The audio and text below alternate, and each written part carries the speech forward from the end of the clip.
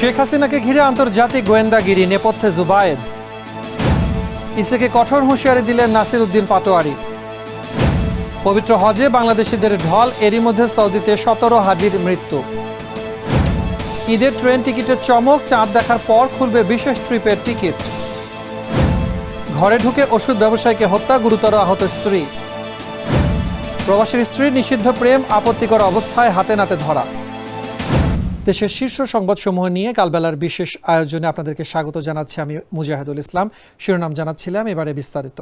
ভারতের রাজধানী নয়াদিল্লিতে আশ্রয় নেওয়া ক্ষমতাচ্যুত প্রধানমন্ত্রী শেখ হাসিনাকে কেন্দ্র করে শুরু হয়েছে আন্তর্জাতিক গোয়েন্দাদের রহস্যময় তৎপরতা।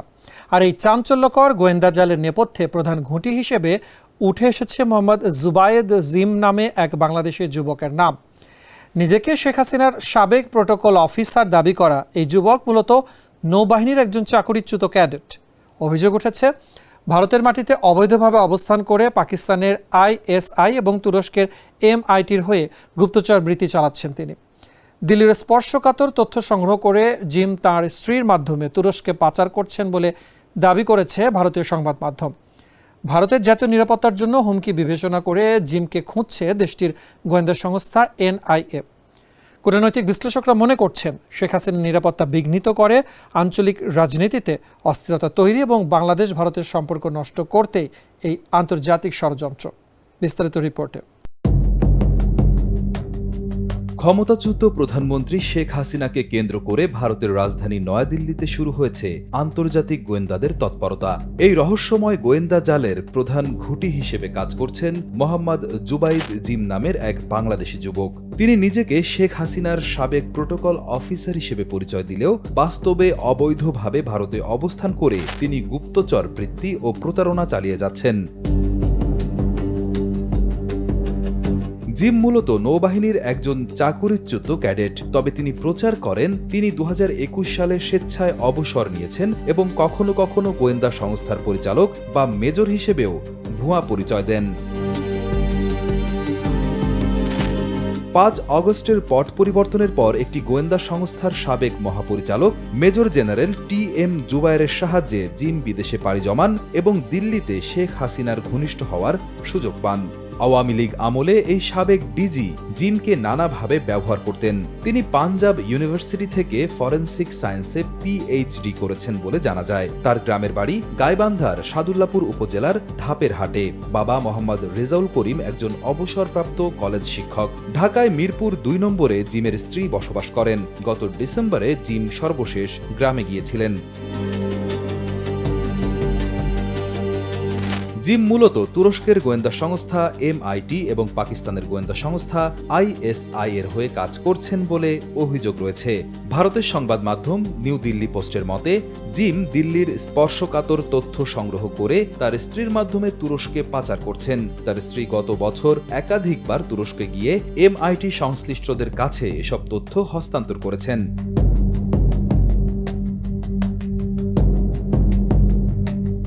গত বছরের 6 জানুয়ারি জিমের ভারতীয় ভিসার মেয়াদ শেষ হয়ে গিয়েছে। বর্তমানে তিনি সেখানে অবৈধভাবে আছেন। ভারতের গোয়েন্দা সংস্থা NIA এবং আইন শৃঙ্খলা বাহিনী তাকে খুঁজছে। ভারত সরকার এটিকে তাদের জাতীয় নিরাপত্তার জন্য হুমকি হিসেবে দেখছে। জিম কখনো গণভবনে যাননি বা আওয়ামী লীগের রাজনীতিও করেননি। তারপরও প্রোটোকল অফিসারের ভুয়া পরিচয়ে তিনি আওয়ামী লীগের পলাতক নেতাদের সঙ্গে সখ্যতা গড়ে তুলেছেন। প্রবাসী বাংলাদেশিদের হুমকি দিয়ে চাঁদাবাজি এবং পাসপোর্ট আটকে রাখার মতো গুরুতর অভিযোগ রয়েছে তার বিরুদ্ধে। সাইমা ওয়াজেদের আস্থাভাজন প্রমাণ করতে জিম সম্প্রতি এক আফ্রিকান নারীর ছবি ব্যবহার করে তাকে শেখ হাসিনার নাতনি অর্থাৎ সাইমা ওয়াজেদের মেয়ে বলে ভুয়া দাবি করেছেন। পলিসি গবেষণার আড়ালে তিনি ওয়াইজ গভ নামে একটি ওয়েবসাইট চালুর চেষ্টা করছেন। এটি মূলত দর্শনার্থীদের ব্যক্তিগত তথ্য চুরির একটি হ্যাকিং বা ফিশিং সাইট। আওয়ামী লীগের পলাতক নেতারা মনে করেন এসব তৎপরতার মূল উদ্দেশ্য শেখ হাসিনার নিরাপত্তায় বিঘ্ন ঘটিয়ে আঞ্চলিক রাজনীতিতে অস্থিরতা তৈরি করা। কূটনৈতিক বিশ্লেষক ও সাবেক রাষ্ট্রদূত মুন্সি ফয়েজ আহমেদের মতে বাংলাদেশ ও ভারতের সম্পর্ক নষ্ট করার জন্য এটি একটি ষড়যন্ত্র হতে পারে। তার মতে কোনো দেশের নাগরিক বিদেশে গিয়ে ষড়যন্ত্র করলে দেশের সুনাম ক্ষুণ্ণ হয়। তবে এখনই কোনো চূড়ান্ত সিদ্ধান্তে না গিয়ে এসব তথ্য কতটা সত্য তা গভীরভাবে খতিয়ে দেখা প্রয়োজন এবং বাংলাদেশকে সতর্ক থাকতে হবে যেন তারা কোনো ফাঁদে পা না দেয়।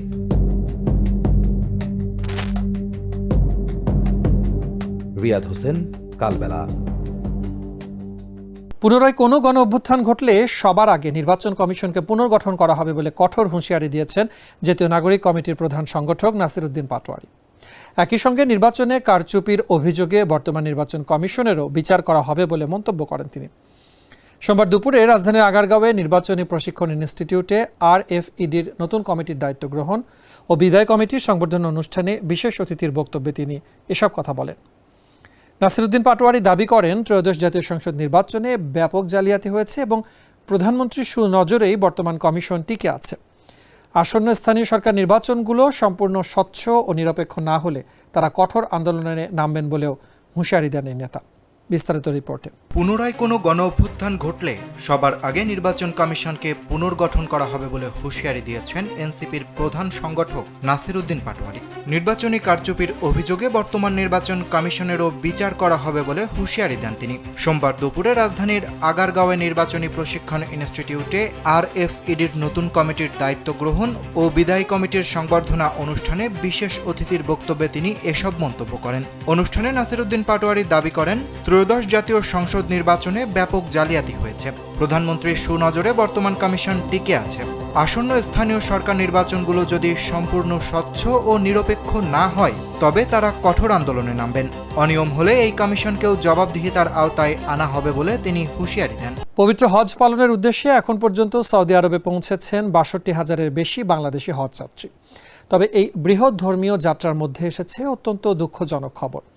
আইটি হেল্প ডেস্ক প্রকাশিত সর্বশেষ হজ বুলেটিন অনুযায়ী সৌদি আরবে এ পর্যন্ত ১৭ জন বাংলাদেশি হজযাত্রী ইন্তেকাল করেছেন, যাদের মধ্যে ১২ জন পুরুষ এবং ৫ জন নারী। মৃতদের মধ্যে মক্কায় ১২ জন এবং মদিনায় ৫ জন মারা গেছেন বলে নিশ্চিত করেছে কর্তৃপক্ষ। এদিকে গত ১৮ এপ্রিল শুরু হওয়া হজ ফ্লাইট আগামী ২১ মে পর্যন্ত চলবে এবং জিলহজ মাসের চাঁদ দেখা যাওয়ায় আগামী ২৬ মে মঙ্গলবার পবিত্র হজ অনুষ্ঠিত হতে হবে।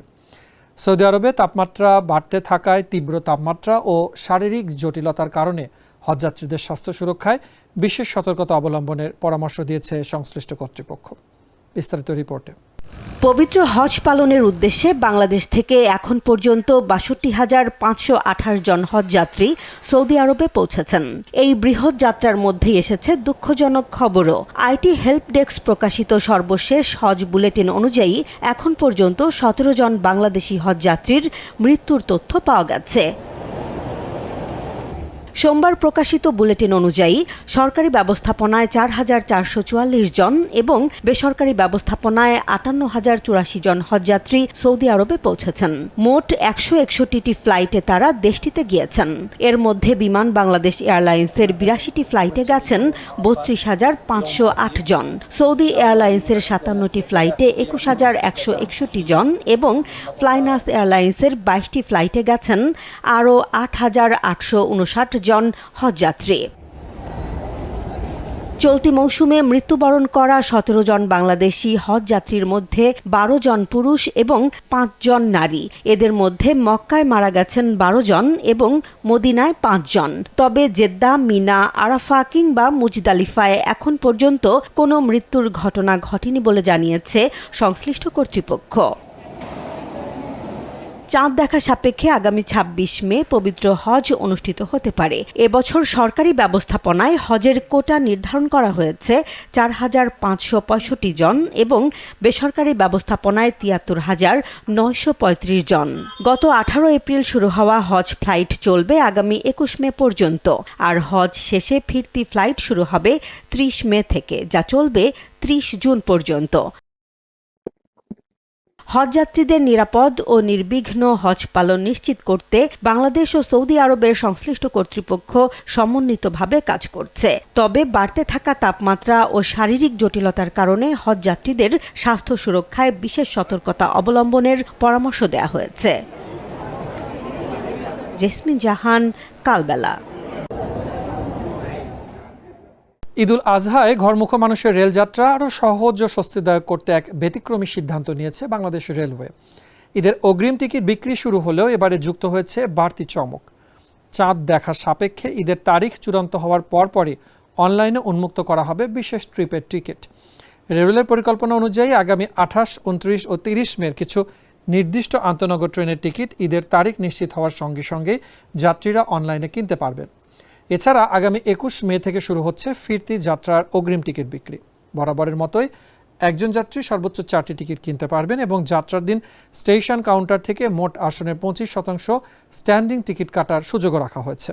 বিস্তারিত রিপোর্টে।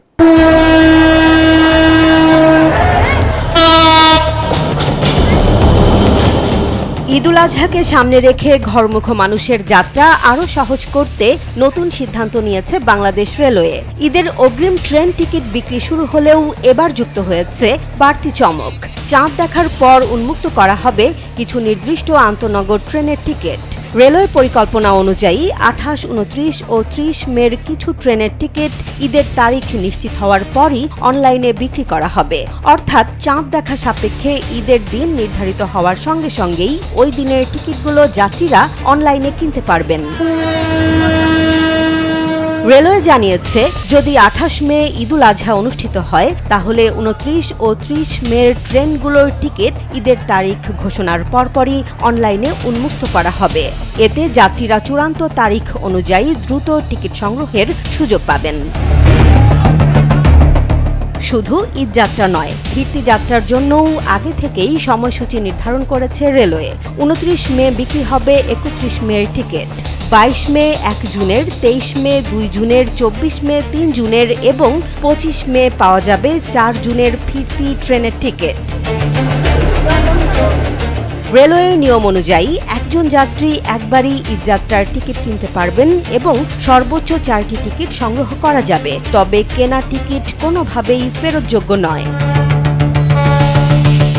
যাত্রীদের চাপ সামাল দিতে স্ট্যান্ডিং টিকিটের ব্যবস্থাও রাখা হয়েছে। মোট আসনের 25% টিকিট যাত্রার দিন স্টেশন কাউন্টার থেকে পাওয়া যাবে। তবে এই সুবিধা শুধুমাত্র নির্দিষ্ট শ্রেণীর আসনের জন্য প্রযোজ্য। সব মিলিয়ে ঈদযাত্রায় স্বস্তি ও শৃঙ্খলা নিশ্চিত করতে রেলওয়ের এই নতুন পরিকল্পনা যাত্রীদের জন্য কিছুটা হলেও বাড়তি স্বস্তির বার্তা দিচ্ছে। জেসমিন জাহান, কালবেলা। খুলনার কয়রায় শীত কেটে ঘরে ঢুকে ভবতোষ মৃধা নামের এক ওষুধ ব্যবসায়ীকে কুপিয়ে হত্যা করেছে দুর্বৃত্তরা। বাধা দিতে গিয়ে ধারালো অস্ত্রের আঘাতে গুরুতর আহত হয়েছেন তার স্ত্রী বিভা মৃধাও। সোমবার গভীর রাতে উপজেলার মহেশ্বরীপুর গ্রামে এই নৃশংস হত্যাকাণ্ডের ঘটনা ঘটে। পুলিশের স্থানীয়রা জানান, রাত আনুমানিক 1টার দিকে একদল চোর শীত কেটে ঘরে প্রবেশ করলে টের পান ভবতোষ। এ সময় তিনি বাধা দিলে দুর্বৃত্তরা তাঁকে এলোপাতাড়ি কুপিয়ে এবং গলার শ্বাসনালী কেটে জখম করে। পরে স্থানীয়রা তাঁকে উদ্ধার করে কয়রা উপজেলা স্বাস্থ্য কমপ্লেক্সে নিয়ে গেলে কর্তব্যরত চিকিৎসক মৃত ঘোষণা করেন। এই বর্বরোচিত ঘটনার পর থেকে স্থানীয় ব্যবসায়ী ও সাধারণ মানুষের মাঝে চরম আতঙ্ক বিরাজ করছে। জড়িতদের শনাক্ত ও গ্রেফতারে অভিযান চলছে বলে জানিয়েছে পুলিশ। বিস্তারিত রিপোর্টে। শীত কেটে ঘরে ঢুকে ভবতোষ মৃধা নামের এক ঔষধ ব্যবসায়ীকে কুপিয়ে হত্যা করেছে দুর্বৃত্তরা। তাদের হাতে আহত হয়েছে ভবতোষ মৃধার স্ত্রী বিভা মৃধাও। সোমবার গভীর রাতে খুলনার কয়রা উপজেলার মহেশ্বরীপুর গ্রামে এ ঘটনা ঘটে। নিহত ভবতোষ মৃধা মহেশ্বরীপুর গ্রামের যশো মৃধার ছেলে। তিনি স্থানীয় গিলাবাড়ি বাজারের একটি ঔষধের দোকান পরিচালনা করতেন। পুলিশ ও স্থানীয় সূত্র জানায়, রাত আনুমানিক 1টার দিকে একদল চোর শীত কেটে ভবতোষ মৃধার ঘরে প্রবেশ করে। টের পেয়ে তিনি বাধা দিলে দুর্বৃত্তরা ধারালো অস্ত্র দিয়ে তাকে এলোপাতাড়ি কুপিয়ে জখম করে এবং গলার শ্বাসনালী কেটে দেয়। এ সময় তার স্ত্রী বাধা দিতে গেলে তাকেও কুপিয়ে আহত করা হয়। পরে স্থানীয়রা গুরুতর আহত অবস্থায় ভবতোষ মৃধাকে উদ্ধার করে কয়রা উপজেলা স্বাস্থ্য কমপ্লেক্সে নিয়ে গেলে চিকিৎসক তাকে মৃত ঘোষণা করেন। এ ঘটনায় মহেশ্বরীপুর ও গিলাবাড়ি বাজারে ব্যবসায়ীদের মধ্যে আতঙ্ক ছড়িয়ে পড়ে। কয়রা থানার পুলিশ পরিদর্শক জানান, হত্যাকাণ্ডের ঘটনায় আইনগত ব্যবস্থা নেওয়া হচ্ছে। জড়িতদের শনাক্ত ও গ্রেপ্তারে পুলিশের অভিযান চলমান রয়েছে বলেও জানান তিনি।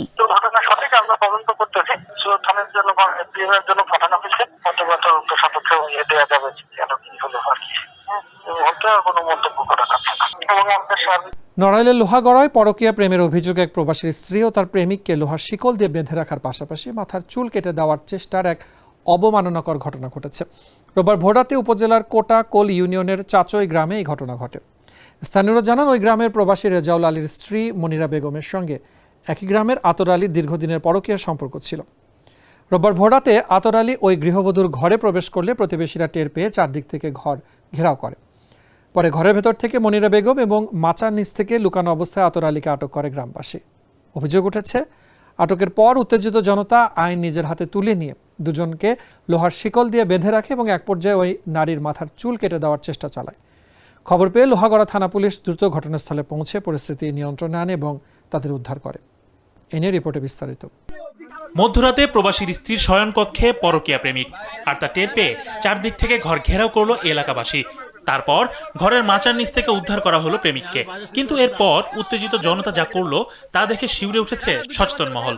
ঘটনাটি ঘটেছে নড়াইলের লোহাগড়া উপজেলার কোটাকল ইউনিয়নের চাচই গ্রামে। স্থানীয় সূত্রে জানা গেছে, ওই গ্রামের প্রবাসী রেজাউল আলীর স্ত্রী মনিরা বেগমের সাথে দীর্ঘদিনের পরকীয়া প্রেমের সম্পর্ক চলছিল একই গ্রামের আতর আলীর। প্রবাসী স্বামী আর সে সুযোগেই চলছিল তাদের এই নিষিদ্ধ প্রেম। রবিবার ভোররাতে মনিরা বেগমের শয়নকক্ষে প্রবেশ করেন প্রেমিক আতর আলী, কিন্তু এবার আর শেষ রক্ষা হয়নি। প্রতিবেশীরা বিষয়টি টের পেয়ে গোপনে চারদিক থেকে ঘরটি ঘেরাও করে ফেলে। এরপর ঘরে তল্লাশি চালাতে বেরিয়ে আসে আসল সত্য। শয়নকক্ষ থেকে গৃহবধূ মনিরা বেগম এবং ঘরের মাচার নিচ থেকে লুকোনো অবস্থায় প্রেমিক আতর আলীকে আপত্তিকর অবস্থায় হাতে নাতে আটক করে স্থানীয় গ্রামবাসী। আটকের পর মুহূর্তের মধ্যেই পরিস্থিতি উত্তপ্ত হয়ে ওঠে। অভিযোগ উঠেছে, উত্তেজিত গ্রামবাসী আইন নিজেদের হাতে তুলে নেয়। ক্ষোভের বশে মনিরা বেগম ও আতর আলীকে ঘর থেকে বের করে লোহার শিকল দিয়ে বেঁধে রাখা হয়। এখানেই শেষ নয়, এক পর্যায়ে স্থানীয় কিছু অতি উৎসাহী ব্যক্তি মনিরা বেগমের মাথার চুল কেটে দেওয়ার চেষ্টা চালায়। এদিকে ঘটনার খবর ও ছবি মুহূর্তের মধ্যে সামাজিক যোগাযোগ মাধ্যম সহ পুরো এলাকায় ছড়িয়ে পড়লে ব্যাপক চাঞ্চল্যের সৃষ্টি হয়। খবর পেয়ে লোহাগড়া থানা পুলিশের একটি দল দ্রুত ঘটনাস্থলে উপস্থিত হয়ে পরিস্থিতি নিয়ন্ত্রণে আনে। এই ছিল আমাদের বিশেষ আয়োজনে। ধন্যবাদ এতক্ষণ সাথে থাকার জন্য।